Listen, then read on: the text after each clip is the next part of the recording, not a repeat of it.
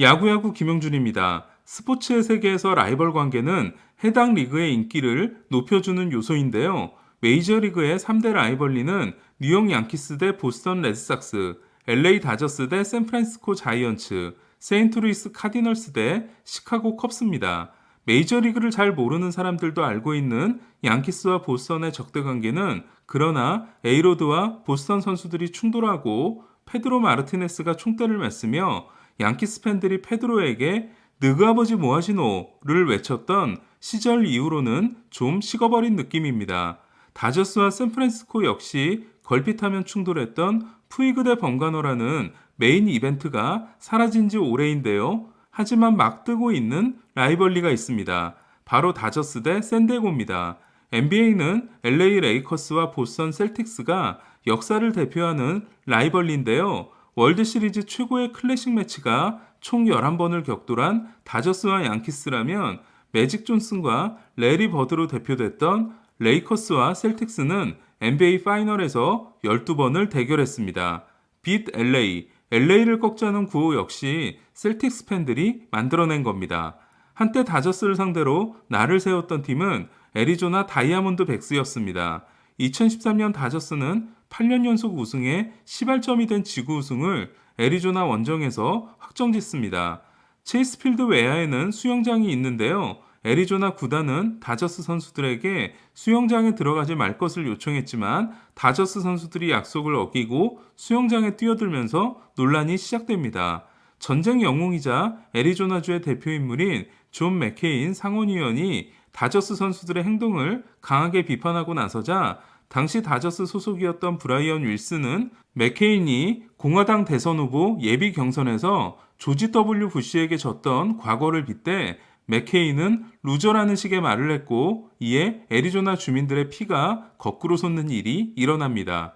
2017년 시즌 중반 JD 마르티네스를 데려와 다저스를 상대로 6연승을 거두고 시즌을 끝낼 때까지만 해도 꿈을 이루는 듯했던 애리조나는 그러나 디비전 시리즈에서 3연패를 당하는 것으로 한 계단 내려오게 됩니다.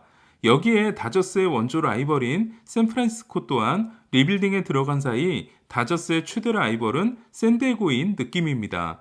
그리고 그 선봉에는 한때 다저스에 몸담았던 매니 마차도가 있습니다. 이에 오늘은 마차도 이야기를 하려고 합니다. 2010년 드래프트에서 가장 관심을 모은 팀은 브라이스 하퍼를 1순위로 뽑을 것이 당연한 워싱턴 내셔널스가 아니라 2순위 피츠버그 파이러츠였습니다. 2순위 후보 둘은 고교 최고의 투수이자 주시 베켓과 비교가 되는 제이미슨 타이온, 도미니카 혈통을 가지고 있지만 마이애미에서 자란 고교 유격수라는 점에서 제2의 알렉스 로드리게스라는 소리를 들은 매니 마차도였는데요. 피츠버그는 타이온을 지명합니다. 심지어 피츠버그는 2순위 지명권이었어도 하퍼가 아니라 타이온을 뽑았을 거라는 말이 스카우팅 룸에서 나왔을 정도로 타이온에게 꽂혀 있었습니다. 이에 2008년 드래프트에서 버스터 포지 대신 브라이언 매터스를 뽑았다가 망한 볼티모어는 3순위로 마차도를 지명하는 행운이 일어납니다. 지금은 아니지만 당시 마차도의 에이전트는 스카프라스였는데요. 둘은 계약 마감 시한이 3분이 남을 때까지 버텨 525만 달러의 계약금을 받아냅니다. 보라스의 버티기 작전은 2012년 12월에도 통하는데요. 류현진과 보라스는 마감 시한을 30초 남겨놓고 다저스와 계약에 합의함으로써 다저스의 3년 3천만 달러 최종 제시안을 3년 3,600만 달러로 바꿔버립니다. 1994년 에이로드는 3번을 달고 데뷔합니다. 그러나 시애틀에서 달았던 3번이 베이브 루스의 영구 결번인 양키스로 옮기면서 등번호를 13번으로 바꾸는데요. 에이로드가 우상이었던 마차도는 2012년 에이로드의 13번을 달고 데뷔합니다. 마차도는 내 몸에는 오렌지색 피가 흐른다며 볼티모어에 남고 싶다는 의사를 밝혔지만 보라스가 무서웠던 볼티모어는 마차도를 너무 빨리 포기합니다. 그리고 대신 그분과 장기 계약을 맺습니다. 맞습니다. 크리스 데이비스입니다. 2018년 7월 다저스로 트레이드된 마차도는 13번을 맥스 먼시가 달고 있자 등번호를 8번으로 바꾸는데요. 8번이 마차도가 좋아하는 코비 브라이언트의 번호였기 때문이었습니다. 그리고 브라이언트는 2020년 1월 세상을 떠나게 됩니다. 마차도는 2019년 샌디에고에 입단하면서 등번호 13번을 되찾게 됩니다. 등번호 때문에 잠깐 샛길로 빠졌는데요. 마차도는 데뷔하자마자 센세이션을 일으킵니다. 2012년 9월 13일 템파베이전에서 지금까지도 화제가 되는 충격적인 트릭 플레이를 선보인 마차도는 2013년 골드글러브를 따냄으로써 볼티모어 3루수로는 골드글러브 16연패를 한 1975년에 브룩스 로빈슨 이후 처음으로 수상에 성공합니다. 그리고 애틀란타 유격수 안드렐턴 시몬스와 함께 플래티넘 글러브를 받게 됩니다. 이는 20세 시즌에 일어난 일이었습니다.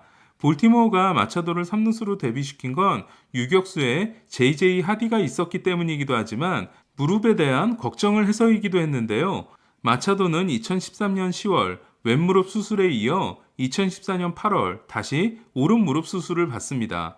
다행히 마차도의 무릎은 더 이상 말썽을 일으키지 않고 있는데요. 페르난도 타티스에게 유격수를 양보하고 3루를 맡기로 하고 샌디에고에 입단한 지난해 데뷔 후 수비 지표가 가장 나빴던 마차도는 지난해 골드글러브는 아레나도에 내줬지만 15를 기록한 아레나도와 10을 기록한 애틀란타 유격수 스완슨에 이어 내셔널리그 내야수 3위에 해당되는 DRS 7을 기록하게 됩니다. 마차도의 부르는 골드글러브를 따내려면 아레나도를 꺾어야 한다는 겁니다. 문제는 그라운드 내에서 보여주는 마차도의 행동들인데요. 2014년 6월 오클랜드 조시 도널슨과 감정 싸움을 벌인 끝에 손에서 미끄러진 척하며 방망이를 3루수 도널슨 앞으로 던져버리는 충격적인 행동을 한 마차도는 2016년 6월 지금은 세상을 떠나고 없는 요다노 벤추라와 주먹 싸움을 하게 됩니다. 2017년에도 마차도는 대형 사고를 치는데요. 무릎 부상에서 겨우 돌아온 보스턴 이루수 더스틴 페드로야를 상대로 거친 슬라이딩을 해 페드로야의 무릎 부상이 재발하도록 만든 거였습니다. 물론 페드로야는 그 전부터 무릎 부상에 시달리고 있었는데요. 하지만 부상을 털어낸 2016년에는 2008년 MVP 시즌 이후 최고 기록인 타율 3할 1푼 8리와 201안타, 레퍼런스 승리 기여도 5.4를 기록함으로써 부활에 성공한 상황이었습니다. 2013년 개막전에서 손가락 인대가 찢어졌지만 부상을 안고 시즌을 소화한 후 월드시리즈 우승이 확정되고 나서 수술을 받았던 페드로야는 이번에도 시즌을 마친 후 수술을 받는데요. 하지만 2018년 3경기, 2019년 6경기, 지난해 0경기에 이어 올해 계약 기간을 1년 남겨놓고 결국 은퇴를 선언하게 됩니다.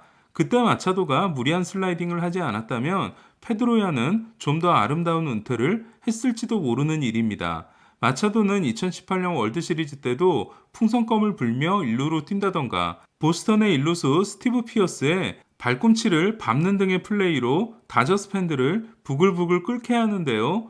2017년 시즌 중반에 데려온 다르비슈가 월드시리즈에서 평균 자책점 21.60을 기록한 다저스는 2018년 시즌 중반에 데려온 마차도가 월드시리즈에서 타율 1할 8푼 1리 무홈런에 그치고 맙니다. 그리고 마차도는 샌디에고에 입단하면서 다저스에게 선전포고를 합니다.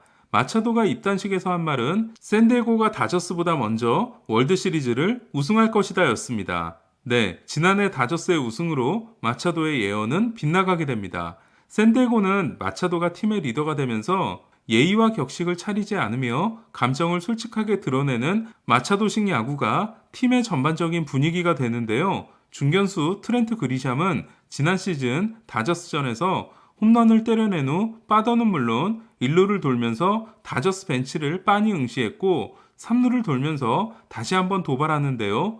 이 행동이 더 문제가 됐던 건 마운드에 있는 투수가 커쇼였다는 겁니다. 풀스의 경우 홈런을 치고 낮은 포복으로 베이스를 돈다고 해도 문제가 전혀 생기지 않을 정도로 메이저리그는 베테랑에 대한 예우가 확실한데요.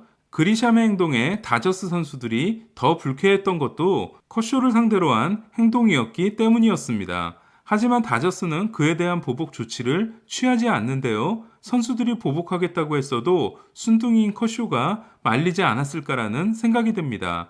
두 팀의 충돌은 가을 야구에서 더 깊어지는데요. 디비전 시리즈 2차전에서 마차도는 커쇼를 상대로 홈런을 때린 후 과격한 배트 플립을 합니다. 그리고 역전 홈런이 될 것 같았던 타티스의 타구를 벨린저가 잡아낸 후 그라테롤이 요란스런 세리머니를 하자 마차도는 그라테롤을 향해 욕설을 퍼붓습니다.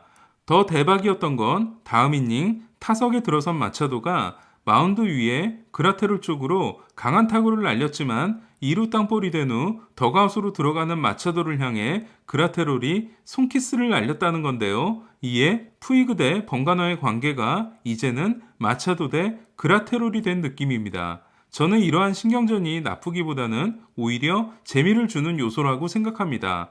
어쨌든 마차도 때문이라도 올해 다저스와 샌디에고의 19번 대결, 나아가 가을 야구에서 격돌할 수 있는 두 팀의 라이벌 관계는 더 흥미진진해졌습니다. 겨울 동안 치열한 영입 경쟁을 한 두 팀, 다저스와 샌디에고는 앞으로 어떤 스토리를 써나가게 될까요? 이상 김영준의 야구야구였습니다.